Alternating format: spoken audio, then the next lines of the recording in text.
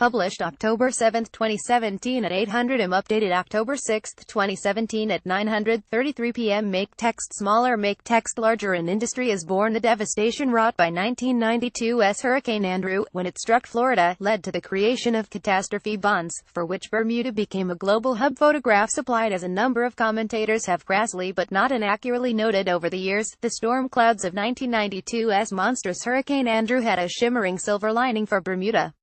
When that Category 5 storm buzzed its way across Florida, almost exactly 25 years ago, it caused more than $15 billion in insured losses, the equivalent of $56 billion today, making it the costliest natural disaster in American history up to that point.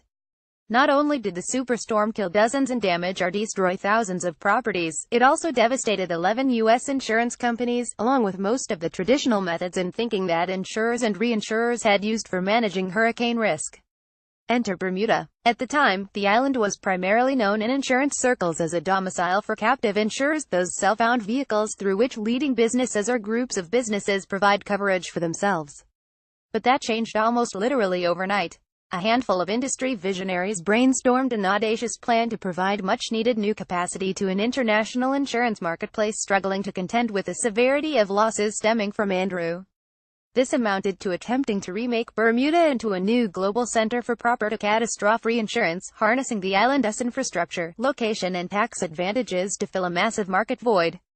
Their plan amounted to a roll of the dice based more on optimism than firm data. But in the event, a new industry was born and Bermuda's economy was, in essence, reborn. By 1993, 8 new property-catastrophe reinsurers had been formed in Bermuda, firms selling insurance to the primary insurers providing coverage for natural and man-made disasters, bringing $4 billion in fresh capital to the industry. The island's position was cemented by the horrific events of September 11, 2001, which led to almost $20 billion in new capital being injected into the local industry within months of the Al-Qaeda terror attacks on the United States and a dozen new companies being set up here. In the intervening years, Bermuda has evolved into a global reinsurance powerhouse. The island is now home to more than $500 billion in capital, provides coverage in almost all lines of insurance and reinsurance, and boasts an unparalleled pool of talent, experience and corporate leadership. Bermuda has established an enviable global reputation for itself and is considered a global model of its kind, a respected and well-regulated blue-chip domicile, a byword for quality, innovation and above-board dealings. And on the home front, of course, what was a bold but entirely unproven idea for a startup industry 25 years ago has become the mainstay of Bermuda's economy. Despite the present softness in the global reinsurance sector and the continuing series of mergers and acquisitions that have resulted in consolidation rather than growth in the Bermuda industry in recent years, the companies based here contributed $886.4 million to the local economy in 2016, up 6% from 2015.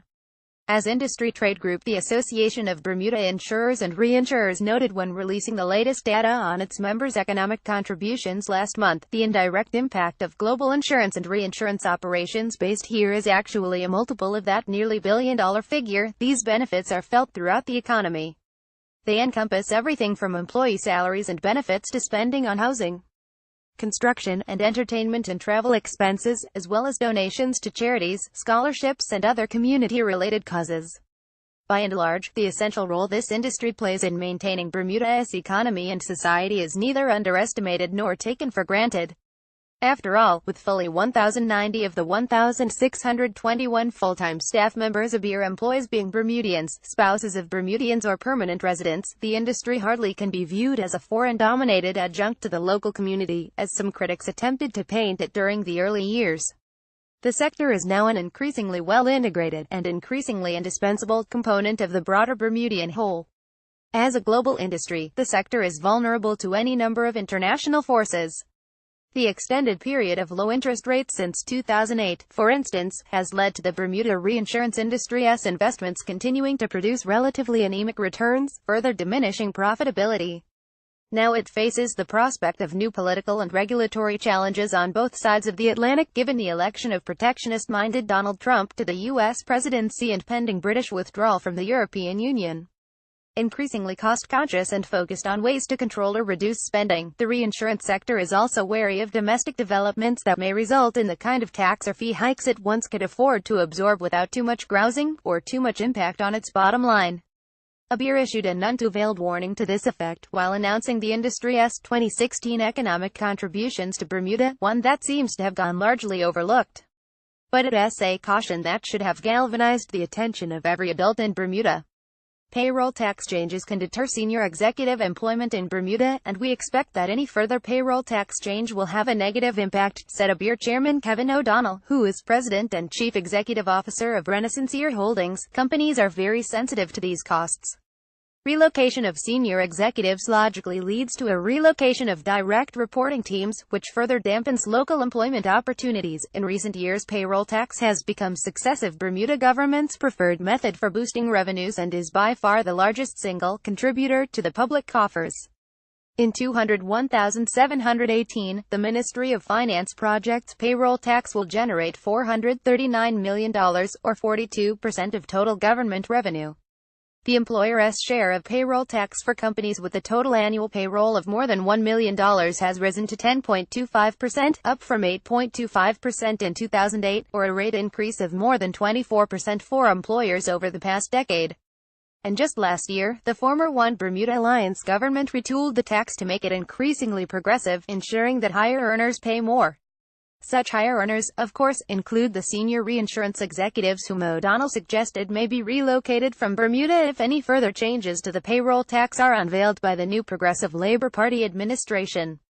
It seemed to be an entirely straightforward and unambiguous declaration by Beer members.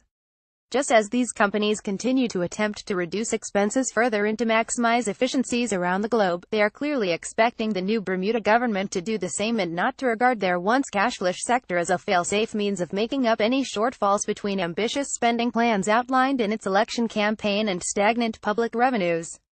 As Bermuda marks the silver anniversary of the silver lining that Hurricane Andrew provided the island in terms of its reinsurance sector, it would seem some dark new storm clouds may be gathering on this front.